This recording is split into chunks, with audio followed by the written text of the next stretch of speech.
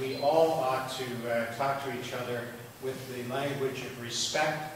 I think you've seen lots of examples already here tonight of politicians who don't do that. My personal mission is to try to approach every person I meet with respect and with dignity. There was, in fact, an opportunity for me to present that message in the local newspaper in December, and I wrote a letter, in fact, which was titled A Diverse Country. With respect to China, I want you to know that after years of no action being taken, Mr. Harper, in January 2006, began the process of reconciliation by apologizing for to Canadians of Chinese origin for the head tax and expressing genuine sorrow for that. And in the course of that, established the Community Historical Recognition Program, which in fact provides money for groups to educate people about their cultures. Do with pollution, they have to do with our economy, they have to do with moving us all. They're things that we all share. And it's more important for us to think about the things we have in common than the differences we have. I'd also comment that when economic times take a downturn, unfortunately governments and leaders sometimes look for a scapegoat. And I think it's very unfortunate when any group is racialized or used as a scapegoat. It's inappropriate, it's unacceptable. Freedom of the press is frustrating because it means that any idiot can publish garbage. I'm just as outraged as you are about this portrayal of different ethnic groups. And that's why I'm supporting funding for the CBC. I want to make sure that public broadcasters have the appropriate funding because we can regulate what they say. I think it's important to have a free press, but it's also important to have a neutral voice that's in the middle so that even if some crazy right-wing paper publishes something terrible, another one focuses on cultural events within such communities as this. Anybody else? And I have a question actually for Karen Redmond. I think she might know what my question is. I'm a veteran of Canada's mission in Afghanistan, and I saw the impact of the Liberal government under Jean Chrétien in 1994 cancelling the helicopter program that led to a loss of $900 million to the Canadian taxpayer, thousands of jobs, and ended up placing Canadian soldiers at risk in Afghanistan because they didn't have proper support for the mission that they were conducting.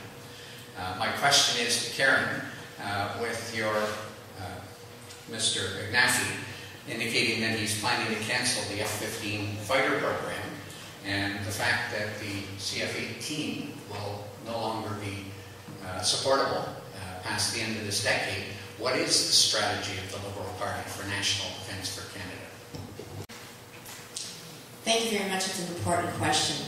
The Liberal government believes that no men and women who are representing Canada in the armed services should fight without the proper equipment. The reason we're in an election on May 2nd is because Mr. Harper would not give the Canadian parliamentary members, as well as the budgetary officer, who's an independent officer of Parliament, the requisite information so they could have an informed debate.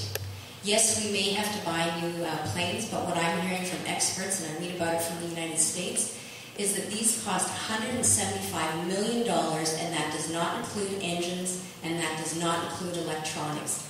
I frankly don't know if that's true or not, but if Mr. Harper is going to stand behind those decisions, he should at least have the respect to give that information to duly elected parliamentarians so they can have an informed debate. And it's politicians that send men and women off to war, not generals. Yes, they have to be appropriately supplied, but we need to have that debate beforehand. Since the question was directly to you, and question is open to all parties. As Chinese Canadians, we favor a balanced and holistic Canada-China relationship. One that brings together fair trade opportunities, human rights improvements, and respect for the environment. What is your party's position on Canada-China relations? And what specific initiative does your party propose to support this position? How will your government improve trade within the BRIC countries, Brazil, China, India, and Russia? Thank you for the question. Anybody? I believe that for our relations to work, they have to be done on a mutual basis, which means that our government should not try to interfere in the sovereign relations of other nations. All trade should be done on the basis of friendship and cooperation and to mutual aid and benefit of all. Canada has no right to tell other countries what to do internally, and I think that the Canadian government supporting various groups within China that are trying to cause dissent and that are trying to wreck the nation is not just. I think that China should solve its own internal affairs, and all trade should be done on the basis of friendship, mutual cooperation, and mutual benefit. Thank you. I think Bob on there? Yeah. I'm going to give a very brief answer. I've been to China, traveled in China. I think the reform in China has been economic reform and subsequent political reform. And I think there's a role for Canada. China is a big trading partner and a big, strong citizen relationships with China. I think we need to promote both our cultural, our human rights issues, as well as our economic issues. China's become a major investor in Canadian resources, and I think we need to do everything we can do to improve the relationship between China and Canada. Between Canada and China, first of all, is an extremely valuable and important one. And secondly, I think the relationship has never been closer. President Hu visited Canada as part of the G8 and the G20 last year in 2010. The year prior, Prime Minister Harper visited China. We have very important strategic, mutually beneficial relationships in terms of trade and investment, cultural promotion, research and innovation, and trade in science and technology. These are key areas of cooperation. Canada and China also share much in common. We both have, for example, the strongest banking systems in the world. We also the two countries have come through the global economic downturn better than most other countries on the planet. There's a lot of different ways one could answer the question, go about answering the question. There are a lot of different aspects to it. Let me talk about one that's sort of of importance to the Green Party, and that is the problem of climate change, to come back to that. As you know, China is now the world's largest emitter, not per capita, that's still the United States, but the world's largest total emitter because of its booming economy. So Canada, I think, and the West generally, can play an integral role in helping China to develop in ways that are compatible with achieving a low-carbon future. In order to do this, and to do it in a way that's credible, I think Canada has to step up to the plate and recognize that as part of the West, it's responsible for the problem and that we have to start cutting our own emissions aggressively, and then aiding countries like China and India, for example, other BRIC countries as well, in developing their economies in ways which are sustainable and which promote the low-carbon alternative. I believe you mentioned human rights issues in your question, and as the Chinese president found out when he visited during the G20 and G8 summit, we have some human rights issues here as well. So I think that what we should be focused on with trade with any country is mutual benefit. This doesn't have to be a zero-sum game where we're using trade to control other countries.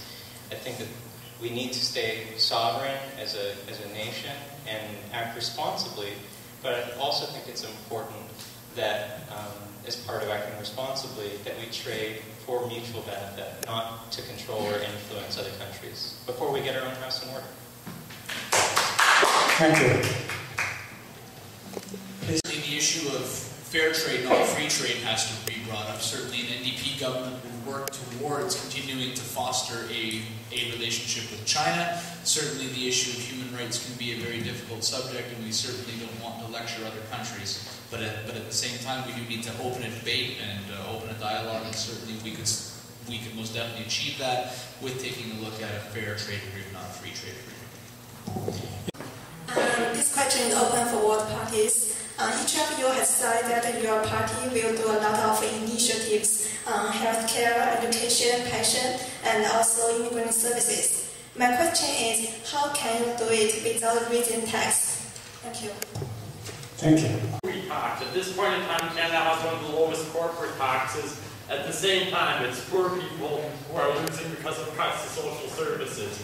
There's a thing called flight of capital. Whenever we raise the taxes, when we cut the taxes for the rich, we see the money leaving the poor communities to go in the rich communities. I think the question is, we have the money. Who should this money serve? What should be at the interest of our nation? Should we build more and more jails, or should we put that money in social programs that will stop people from committing crimes? You know, like that's what the question is. So it's not an issue of raising taxes, but who will be taxed? Who should pay for the benefits of our society? And on what do we want? Who should our society take care of? I think your question is absolutely excellent. I would point out that the Liberal, all of the things that we're putting forward to Canadians in our platform is fully costed. And the way we will pay for it is not by raising taxes on middle-income families or small and medium-sized businesses who create the jobs in Canada. But we're telling corporate Canada, who does have a very competitive tax rate, that they can wait, and we won't lower their tax rate, and we'll take that $6 billion and we'll invest it in families. Mr. Harper is presenting a very different picture. It's actually the opposite of that. He's saying to corporations, yes, despite our $56 billion structural deficit that we have as a nation, we will give the richest corporations a tax break. And Canadian families, we will invest in you, but you wait maybe 5 years from now. So not even one mandate, maybe 2 mandates from now, and then we will invest in things like healthcare. There's an $11 billion hole in Mr. Harper's platform that he cannot account for. Can we trust that he's not going to take that out of healthcare when he negotiates it with the provinces? Thank you. The Green Party has presented a budget with our platform, and we actually submitted it to the budget officer in Ottawa to have a look at it, and he did, and he gave it the thumbs up. And without going into all the details tonight, I would encourage you to go to www.greenparty.ca to have a look at that budget. It's fully costed. We believe that our tax system is very broken in this country. We're taxing the wrong people, we're taxing the wrong things, and the Green Party would like to see a complete shift in the way our taxes are done and the way we are charged taxes. And the main shift is we want to tax the bad, we want to tax things that pollute, things that make our lives more difficult, and and we want to benefit and incent activities that promote clean technology, clean jobs. We think we can do